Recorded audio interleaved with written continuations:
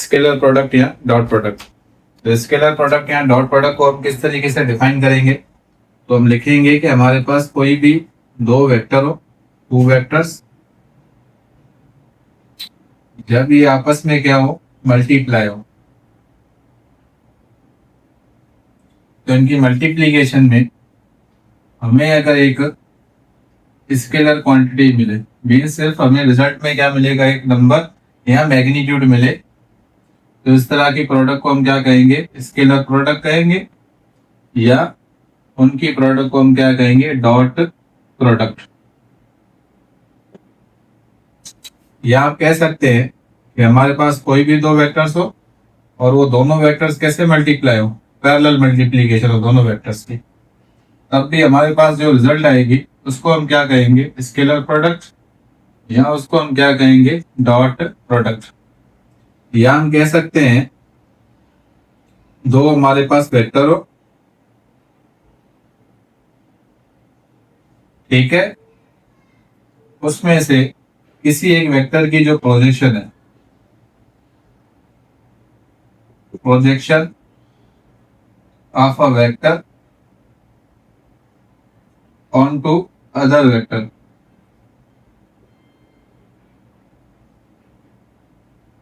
ठीक है। अगर किसी भी वेक्टर की प्रोजेक्शन दूसरे वेक्टर के ऊपर पड़ती है तो भी हम क्या कहेंगे, हमें जो प्रोडक्ट मिलेगी वो क्या मिलेगी, स्केलर प्रोडक्ट या डॉट प्रोडक्ट मिलेगी। उसके अलावा हम इसको इस तरीके से भी डिफाइन कर सकते हैं, how effective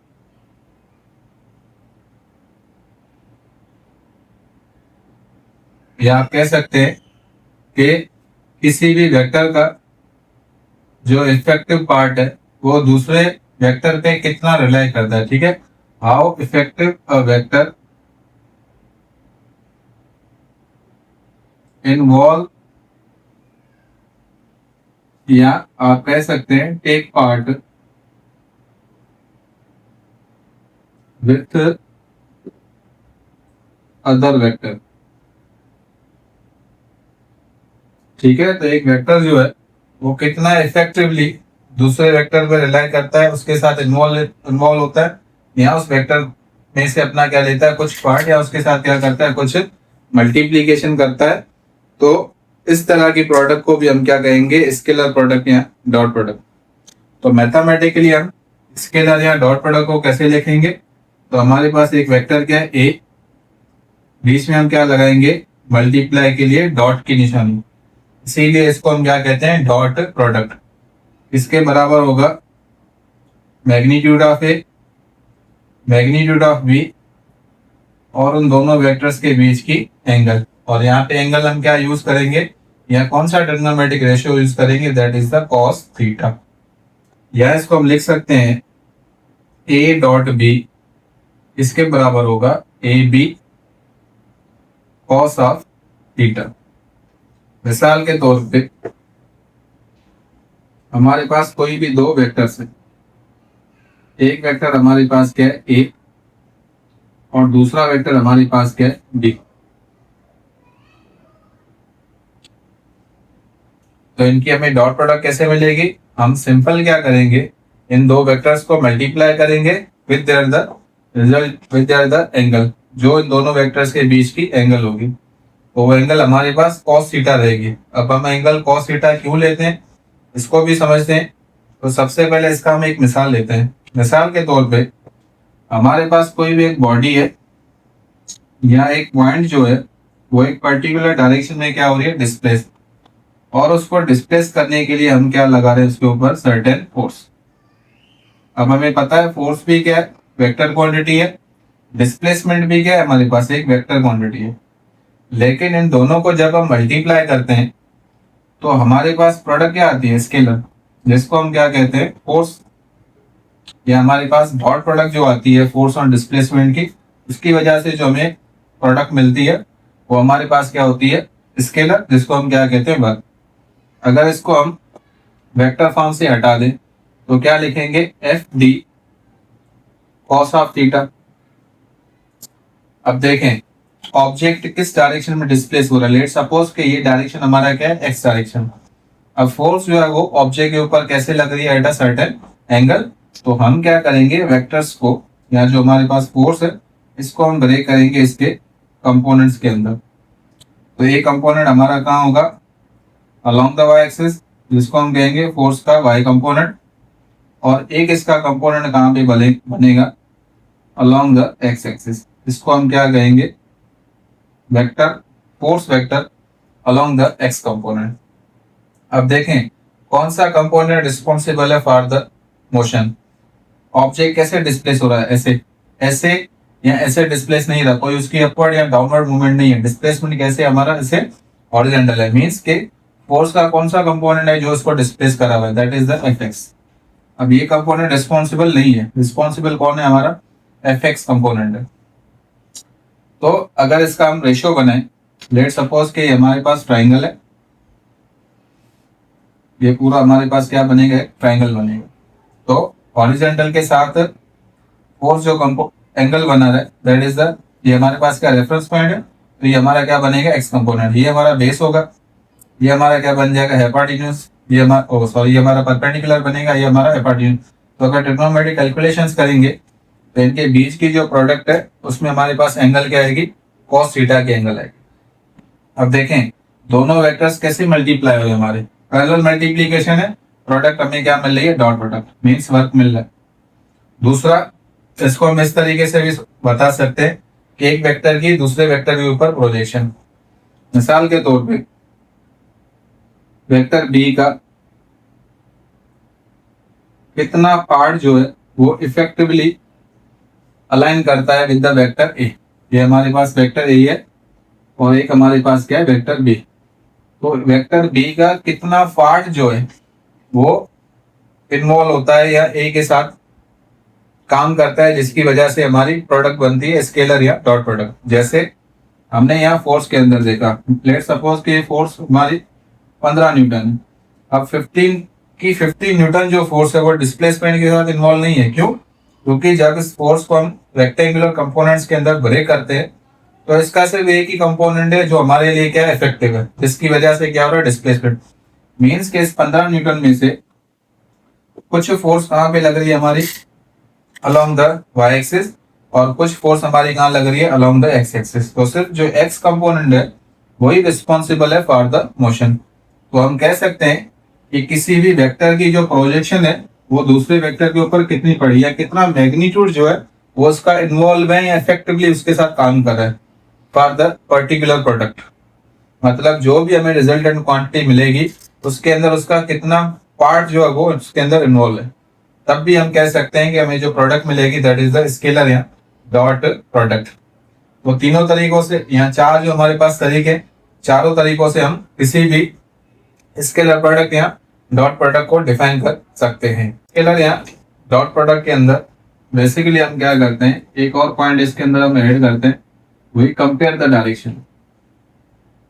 we compare the direction. किसके डायरेक्शन हम कंपेयर करते हैं, जो हमारे वेक्टर्स होते हैं। तो जैसे अभी हमने फोर्स का मिसाल लिया, तो फोर्स में हमने कौन सा डायरेक्शन यूज किया है, फोर्स का, या फोर्स का हमने कौन सा कंपोनेंट यूज किया है, तो फोर्स का वो कंपोनेंट हमने यूज किया था जो हमारा किसमें था, एक्स डायरेक्शन। अब देखें फोर्स हमारी कैसे लग रही थी, कुछ इस डायरेक्शन के अंदर लग रही थी।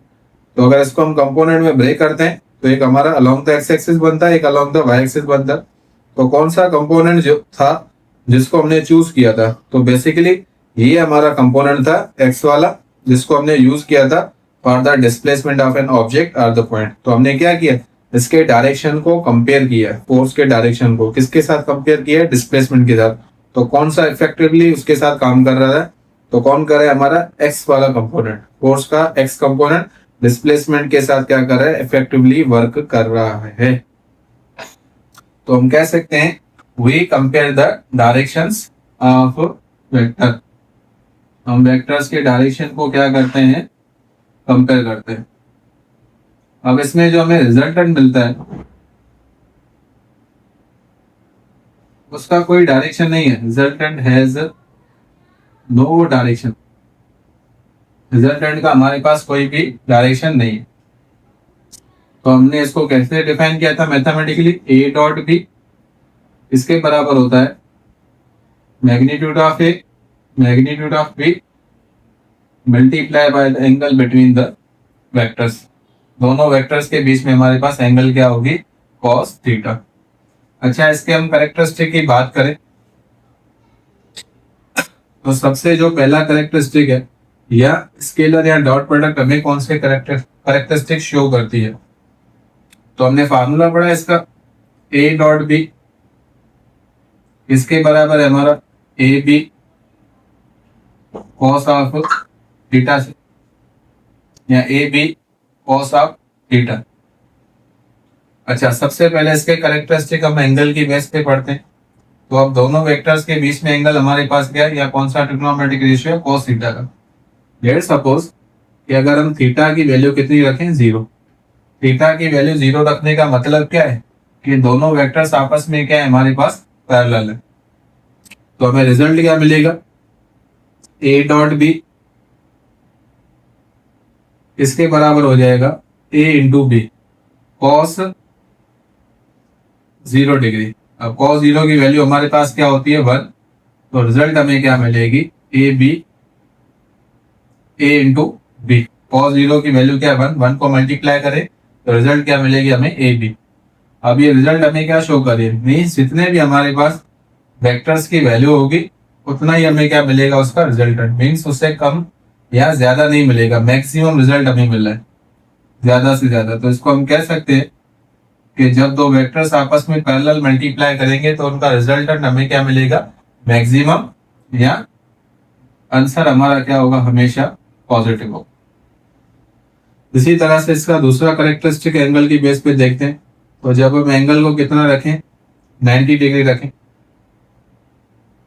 तो हमारे पास फार्मूला क्या है, ए डॉट बी इसके बराबर है ए बी कॉस एंगल हमारे पास कितनी गिवन है, 90 डिग्री। और हमें पता है cos 90 किसके बराबर होता है, 0 के। तो 0 को ए बी के साथ मल्टीप्लाई करेंगे तो रिजल्ट हमें क्या मिलेगा, 0। मीन्स के जब दो वेक्टर्स आपस में क्या होंगे, परपेंडिकुलर, तो उनकी जो स्केलर या डॉट प्रोडक्ट मिलेगी वो हमेशा हमें क्या मिलेगी, 0 मिलेगी। तो रिजल्ट हमारे पास क्या आया इसका, 0। उसके बाद इसके थर्ड कैरेक्टरिस्टिक की बात करें, अगर इनके बीच की एंगल हम कितनी रखें, 180 डिग्री। तो फार्मूला क्या है हमारे पास, प्रोडक्ट का ए डॉट बी इसके बराबर है ए बी कॉस एंगल हम रखते हैं कितनी, 180। और कॉस 180 किसके बराबर होता है, -1 के। तो रिजल्ट हमें क्या मिलेगा, माइनस का ए बी। अब रिजल्ट हमें क्या मिला है, नेगेटिव। क्या मिला है हमें, नेगेटिव। इसका मतलब क्या है, ये भी मैक्सिमम की तरह ही होता है, लेकिन इसमें वेक्टर्स के डायरेक्शन क्या होंगे, अपोजिट। इसका मतलब ये कि एक वेक्टर अगर हमारा इस डायरेक्शन में, तो दूसरा वेक्टर उसके पैरेलल होगा लेकिन बिल्कुल अपोजिट डायरेक्शन के अंदर होगा। जैसे हम नेगेटिव वर्क डन कहते हैं, एक वर्क हमारा पॉजिटिव होता है, एक वर्क हमारा क्या होता है, 0, एक वर्क हमारा क्या होता है, नेगेटिव। तो उसका मतलब क्या होता है कि डिस्प्लेसमेंट और फोर्स के डायरेक्शन क्या हो जाते हैं, अपोजिट। तो इसी तरह से डॉट प्रोडक्ट के अंदर भी ऐसा ही होता है, क्योंकि वर्क भी हमारी डॉट प्रोडक्ट है। तो ए बी, वेक्टर ए और बी के बीच एंगल अगर 180 हो, या दोनों वेक्टर्स क्या हो, एंटी पैरेलल हो। यहाँ पे वेक्टर्स क्या हमारे पैरेलल है, ठीक है। यहाँ पे हम क्या लिखेंगे, vectors are the anti parallel, ठीक है। इसको हम और क्या कह सकते हैं, इसको हम कह सकते हैं कि वेक्टर यहाँ पे क्या हमारे ऑर्थोगोनल है। ऑर्थोगोनल कह लें, इसको आप कह लें परपेंडिकुलर। और यहाँ पे हमारे पास वेक्टर क्या है आपस में, फर्स्ट कंडीशन के अंदर वेक्टर्स हमारे क्या पैरेलल। अब देखिए क्वेश्चन हम दो तरीकों से डिफाइन कर सकते हैं। अगर दो वेक्टर्स के बीच के एंगल 0, ये भी क्वेश्चन है हमारे पास। कहते हैं कि दो वेक्टर्स आपस में क्या है, पैरेलल है, बताए कि उनकी स्केलर प्रोडक्ट क्या होगी। तो 0 डिग्री बोले, पैरेलल बोले, एक ही बात होती है। इसी तरह से 90 डिग्री की बात करें, कहें कि वेक्टर्स आपस में ऑर्थोगोनल है, कहें कि वेक्टर्स आपस में क्या है, परपेंडिकुलर, तो हमेशा स्केलर प्रोडक्ट हमें क्या मिलेगी, 0। उसके अलावा हमें कह सकता है कि वेक्टर्स आपस में क्या है, एंटी पैरेलल है। वेक्टर्स आपस में क्या है, एंटी पैरेलल के लिए मैं दूसरा टर्म यूज करता हूं, मैं कहता हूं वेक्टर्स के अपोजिट डायरेक्शन के अंदर, ठीक है। इसके लिए हम कह सकते हैं पैरेलल है, या वेक्टर्स किसमें, सेम डायरेक्शंस के अंदर, दोनों वेक्टर का डायरेक्शन क्या है, सेम डायरेक्शन, तो सेम डायरेक्शन होगा, रिजल्ट क्या मिलेगा, पॉजिटिव मैक्सिमम। अपोजिट डायरेक्शन में हो गया तो रिजल्ट क्या मिलेगा हमें, नेगेटिव। लेकिन इसका मैग्नीट्यूड मैक्सिमम होगा। सिर्फ नेगेटिव साइन किसको शो करती है कि वेक्टर्स आपस में क्या है, एंटी पैरेलल है। एक वेक्टर एक डायरेक्शन में तो दूसरा वेक्टर हमारे पास क्या है, दूसरे डायरेक्शन के अंदर। इसी तरह से अगर हम cos की वैल्यू 270 पुट करें तो 270 का भी जवाब हमारे पास क्या आता है, 0। फिर 360 पुट करें तो 360 पे अगेन cos की वैल्यू क्या होती है, 1। अगेन हमें जवाब क्या मिलेगा, पॉजिटिव या मैक्सिमम जवाब मिलेगा। उसके बाद अगर इसके चौथे कैरेक्टरिस्टिक की बात करें तो डॉट प्रोडक्ट में जो ऑर्डर है वो इररिलेवेंट होता है, ऑर्डर मैटर नहीं करता। ऑर्डर इज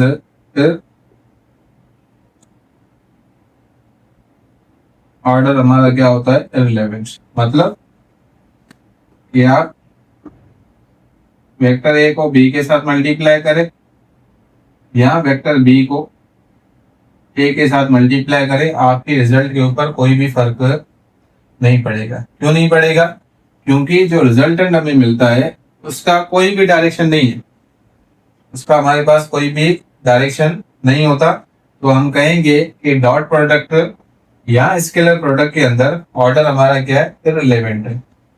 इसको हम ऐसे भी लिख सकते हैं, A dot B equal to हमारा क्या है, ए बी कॉस थीटा। हम इसको लिखते हैं ए कॉस थीटा मल्टीप्लाई बी, इसको हम लिख सकते हैं ए बी कॉस थीटा। तो जिस तरीके से चाहे आप इसके ऑर्डर को रख सकते हैं, ऑर्डर इसके अंदर मैटर नहीं करता। तो इसलिए हम कह सकते हैं कम्यूटेटिव प्रॉपर्टी जो है वो इसके अंदर क्या होती है, वैलिड। अब कम्यूटेटिव प्रॉपर्टी किसी भी दो क्वांटिटीज के बीच में होती है। तो यहाँ पे हमारे पास क्या है, दो वेक्टर्स हैं, तो हम कह सकते हैं कम्यूटेटिव हमारी क्या है, वैलिड है। क्योंकि हमें इसके अंदर कोई ऑर्डर पेयर की नीड नहीं है, कोई ऑर्डर से हमें वेक्टर्स को अरेंज नहीं करना है। क्यों, क्योंकि हमें रिजल्टेंट का डायरेक्शन बताना नहीं होता। अगर हमें रिजल्टेंट का डायरेक्शन बताना पड़े तो फिर हम कहेंगे कि ऑर्डर हमारा मैटर करता है, क्योंकि उसमें हमें हैंड रूल को यूज करके उस रिजल्टेंट वेक्टर का क्या बताना पड़ता है, डायरेक्शन। तो इसमें हमें डायरेक्शन बताने की नीड नहीं होती। ठीक है, तो रिजल्टेंट जो है has no direction, just we compare the direction of the vectors. इसलिए हम कहते हैं ऑर्डर हमारा क्या है, इररिलेवेंट है। अच्छा, उससे आगे अगर हम बढ़ते हैं, अगर इन वेक्टर्स को हम इन terms of unit vector define करें तो characteristic number 5 in terms of unit vector आप पीछे लेक्चर के अंदर सीख किया है कि अलोंग द एक्स एक्सिस किस यूनिट वेक्टर के लिए फिक्स किए हमने, आई के लिए। अलोंग द वाई एक्सिस कौन सा यूनिट वेक्टर हम यूज करते हैं, जे। और अलोंग द जेड एक्सिस हम कौन सा यूनिट वेक्टर करते हैं, के। या अगर हम वेक्टर को कार्टेशियन कोऑर्डिनेट सिस्टम के अंदर देखते हैं या वेक्टर को उसके कंपोनेंट के अंदर रिजॉल्व करें तो अलोंग द एक्स एक्सिस उसका जो यूनिट वेक्टर बनेगा वो हमारा क्या बनेगा, I. Along the Y axis unit vector हमारा क्या बनता है, जे। और अलोंग द जेड एक्सिस हमारा यूनिट वेक्टर क्या बनेगा, के वेक्टर। अब आई खुद एक वेक्टर है, इसका मैग्नीट्यूड कितना है, 1। जे खुद एक वेक्टर है एज अ यूनिट वेक्टर, और के खुद क्या एक यूनिट वेक्टर है। वैसे कोऑर्डिनेट सिस्टम में हम कैसे डिफाइन करते हैं इनको, ये हमारा क्या है एक्स एक्सिस, ये हमारा क्या वाई एक्सिस, ये हमारा क्या जेड एक्सिस। तो जब इसको हम कार्टेशियन कोऑर्डिनेट सिस्टम के अंदर या कंपोनेंट्स के अंदर ब्रेक करेंगे तो इन टर्म्स ऑफ यूनिट वेक्टर इनको हम कैसे डिफाइन करेंगे, आई जे एंड द के। और इनके ऊपर हम क्या लगाएंगे, हेट या कैप लगाएंगे। ठीक है, तो हमारे पास प्रोडक्ट क्या है, A dot B equal to A B cos theta. तो हम कहेंगे लेट सपोज के वेक्टर ए भी हमारा क्या है, आई, और वेक्टर बी भी हमारा क्या है, आई। तो हम लिखेंगे आई कैप डॉट आई कैप किसके बराबर होगा, आई कैप डॉट आई कैप। इनका हमें क्या चाहिए, मैग्नीट्यूड, और उनका मैग्नीट्यूड किसके बराबर होता है, हमारा 1 के बराबर। मीन्स एक वेक्टर हमारा कौन सा है, along the x axis in terms of unit vector हमारा क्या आई, दूसरा भी वेक्टर इसके क्या है, बिल्कुल पैरेलल। दोनों के बीच के एंगल क्या है हमारे पास, 0। तो जब 0 होती है तो रिजल्ट हमें क्या मिलता है, मैक्सिमम। तो आई डॉट आई का जवाब हमें क्या मिलेगा, आई का स्क्वायर, और आई स्क्वायर की वैल्यू हमारे पास क्या होगी 1, क्योंकि यूनिट वेक्टर का मैग्नीट्यूड कितना होता है 1। एंगल की वैल्यू 1 हो जाएगी, आई स्क्वायर की वैल्यू कितनी होगी 1, तो आई की वैल्यू खुद 1 होती है, स्क्वायर की वैल्यू क्या होगी 1, तो रिजल्टेंट हमें क्या मिलेगा 1।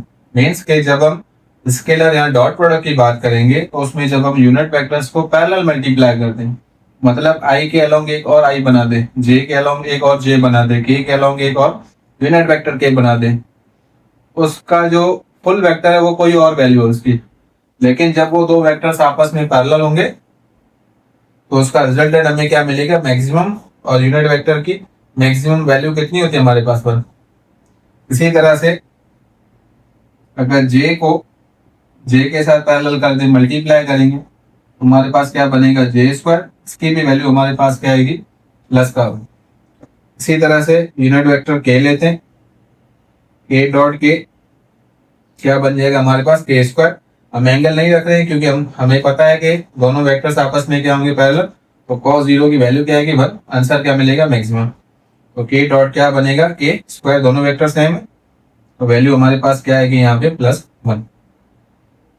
इसी तरह से इसका हम अगर कैरेक्टर नंबर 6 देखें, तो एक vector along the unit vector I की तरफ है और दूसरा वेक्टर हमारे पास क्या है along the y direction, that is the unit vector j। अब इन दोनों के बीच में एंगल कितने 90 डिग्री है, x और y के बीच में एंगल कितनी होती है 90, क्योंकि तीनों कोऑर्डिनेट सिस्टम जो है वो हमारे क्या होते हैं म्यूचुअली परपेंडिकुलर। तो अगर हम cos 90 की वैल्यू पुट करें, जवाब हमें क्या मिलता है 0, तो i डॉट j का जवाब हमें क्या आएगा 0। इसी तरह से j डॉट के यूनिट वेक्टर का जवाब भी हमें क्या मिलेगा 0। इसी तरह से k unit vector dot I का भी जवाब हमें क्या मिलेगा 0 मिलेगा। ठीक है, तो एमसीक्यू के हवाले से ये बहुत इंपॉर्टेंट पॉइंट है। I dot I, J dot J, के डॉट के, आई डॉट जे का जवाब क्या आएगा, जे डॉट के का क्या आएगा, और के डॉट आई का हमें जो जवाब मिलेगा वो क्या मिलेगा।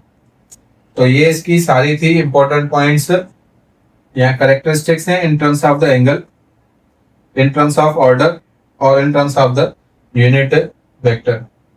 उसके बाद इसका हम एक और करेक्टरिस्टिक पढ़ते हैं। अगर वेक्टर खुद के साथ मल्टीप्लाई हो, लेट्स सपोज हम कहते हैं कि वेक्टर ए जो है वो हमारा किसके बराबर है वेक्टर बी के, या वेक्टर बी जो है किसके बराबर है हमारे वेक्टर ए के, और दोनों वेक्टर्स क्या है आपस में पैरेलल है। वेक्टर्स आपस में पैरेलल है और उनका मैग्नीट्यूड भी क्या है आपस में बराबर। तो हम डॉट प्रोडक्ट को कैसे लिखेंगे, ए डॉट ए। अब b का मैग्नीट्यूड किसके बराबर है, a के बराबर है, तो b को रिप्लेस करेंगे a के साथ, equal to a into a cos theta. Angle कितनी है हमारे पास पैरेलल है, एंगल 0 आएगी, तो cos 0 का जवाब हमारे पास क्या था 1, तो रिजल्ट हमें क्या मिलेगा a स्क्वायर। तो जब वेक्टर खुद के साथ मल्टीप्लाई सेल्फ मल्टीप्लीकेशन होगी, उस केस के अंदर जो हमें रिजल्ट मिलता है वो स्क्वायर टाइम्स मिलता है। तो ये रिजल्ट क्या है हमारा मैक्सिमम, लेकिन उससे थोड़ा यहाँ भी मैक्सिमम, अगर ए बी बराबर हो जाए तो भी रिजल्ट क्या हमारे पास मैक्सिमम, लेकिन जब सेल्फ मल्टीप्लीकेशन होगी तो जो प्रोडक्ट है वो हमारी स्क्वायर टाइम्स क्या हो जाएगी इंक्रीज। मिसाल के तौर पे अगर वेक्टर ए हमारे पास इसका मैग्नीट्यूड 3 है, वेक्टर बी का हमारे पास मैग्नीट्यूड कितना है 3, तो 3 का स्क्वायर करेंगे तो रिजल्ट हमें क्या मिलेगा 9 टाइम्स। तो स्क्वायर टाइम्स रिजल्ट उसका क्या हो जाता है हमारा इंक्रीज हो जाता है। अच्छा, तो उसके बाद इसका करेक्टरिस्टिक नंबर 8। तो अगर हम इन वेक्टर्स को इन terms of rectangular component unit vectors के अंदर लिखें तो किस तरह से लिखेंगे, तो वेक्टर ए किस डायरेक्शन में होगा, अलोंग द एक्स एक्सिस होगा, along the Y axis, along the Z axis, in the direction of unit vector i j and k. तो इसको हम क्या लिखेंगे a x i plus a y j plus a z k. Vector a का x component in terms of unit vector i, in terms of unit vector j, in terms of unit vector k. क्योंकि हमारा जो vector होता है वो space में किसी भी लोकेशन पे हो सकता है, तो उसके जो कंपोनेंट्स होंगे वो अलोंग द एक्स एक्सिस हो सकते हैं, अलोंग द वाई एक्सिस हो सकते हैं, अलोंग द जेड एक्सिस इसी तरह से वेक्टर बी को हम कैसे लिखेंगे, B x i plus B Y j plus B Z के। तो ये इसके कंपोनेंट कौन से along the vector be in terms of the rectangular components by the unit vectors. तो इसके अगर हम प्रोडक्ट लिखें तो इसकी प्रोडक्ट को हम किस तरीके से लिख सकते हैं, A dot be in terms of rectangular component क्या लिखेंगे, a x i plus a y j plus a z के डॉट बी की लिखेंगे B x i plus B Y जे और फिर लिखेंगे बी जेड, यूनिट वेक्टर हमारे पास क्या है के। तो इस तरीके से हम दो वेक्टर्स की डॉट प्रोडक्ट को शो कर सकते हैं in terms of the rectangular component by using the unit vectors. तो ये हमारे पास मेथड्स हैं to write the vectors in terms of rectangular component in terms of the unit vector. अब हमने जो इसको रेक्टेंगुलर कंपोनेंट्स के अंदर ब्रेक किया है, ये बेसिकली हमें न्यूमेरिकल सॉल्व करने के अंदर काम आता है। तो इसका एक हम एग्जांपल लेते हैं। मिसाल के तौर पे हम एक एग्जांपल लेते हैं, ये वेक्टर हमारे पास है A in terms of rectangular components 3i plus 5j plus 8k। और इसी तरह से वेक्टर बी भी हमारे पास गिवन है, वेक्टर बी हमारे पास है -8i प्लस के 11j माइनस के 3k। अब हमें कोई कहे कि बताएं कि इनकी डॉट प्रोडक्ट क्या होगी। तो इसका एक सिंपल और शॉर्ट ट्रिक मेथड है। अब जब भी हम डॉट प्रोडक्ट को सॉल्व करेंगे तो उसके लिए हमें क्या करना है, सिर्फ आई वालों को आई के साथ मल्टीप्लाई करना है, जे वालों को जे के साथ और के वालों को किसके साथ मल्टीप्लाई करना है, के साथ। क्योंकि हम पीछे पढ़ के हैं कैरेक्टरिस्टिक के अंदर आई डॉट आई का जवाब हमें क्या मिलता है 1, आई डॉट जे का जवाब क्या मिलता है 0। तो आई वालों को जे के साथ मल्टीप्लाई करने की नीड हमें नहीं है। तो जब भी आप एमसीक्यूज या वैसे भी आपको सॉल्यूशन करना है तो बाकी मल्टीप्लीकेशन करने की कोई भी जरूरत नहीं है। तो हम सिंपल क्या करेंगे, 3 को -8 के साथ करें कितने बनेंगे 24, आई इंटू आई क्या बनेगा हमारा आई स्क्वायर। इसी तरह से जे वालों को जे के साथ करेंगे 5 11 55 जे स्क्वायर प्लस 8 3 कितने बनेंगे हमारे माइनस के 24, 3 माइनस का इंटू के स्क्वायर प्लस के माइनस के 24 कैंसिल आउट हो जाएंगे। आई स्क्वायर की वैल्यू क्या होती है 1, जे के स्क्वायर की वैल्यू क्या होती है 1 को 24 के साथ करेंगे same.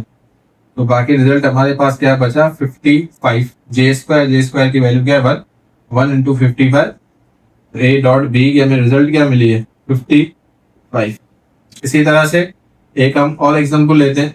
Let suppose vector A हमारे पास है 5j प्लस के 2k और वेक्टर बी हमारे पास है 2i। अब ऊपर हमारे पास रेक्टेंगुलर कंपोनेंट कौन सा गिवन है, जे वाला और के वाला गिवन है, और वेक्टर बी के अंदर हमारे पास क्या गिवन है i। तो a डॉट बी की वैल्यू हमारे पास क्या आएगी डायरेक्ट 0 हम लिखेंगे। क्यों लिखेंगे, क्योंकि यहाँ पे i का कोई कंपोनेंट नहीं है। अच्छा जे का नीचे कोई जे का कंपोनेंट नहीं है, नीचे कोई के का कंपोनेंट नहीं, तो रिजल्ट हमारे पास क्या आएगी, इनको अगर मल्टीप्लाई करेंगे तो रिजल्ट हमारे पास क्या आएगा 0 आएगा।